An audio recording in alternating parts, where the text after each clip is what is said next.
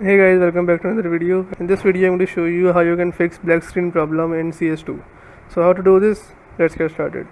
First, you have to open Steam and then go over to your game and then right click on it. After that, click on properties and then in launch options, you have to write this code dash windowed space dash w space 1920 space dash h space 1080. After this, just close this and then launch your game again. Hopefully your problem solves, and if your problem still occurs, so make sure to comment down below so we can bring a detailed guide on this video. Alright, that's it for today's tutorial. I really hope this video helped you solve your problem or learn something new about your PC. My goal on this channel is to make everything about computers simple and easy, whether it's fixing errors, downloading software or any game, boosting performance of any Windows or any game, or understanding new tools. If this video was helpful in any way, don't forget to hit the like button because it really motivates me to keep bringing you more useful content.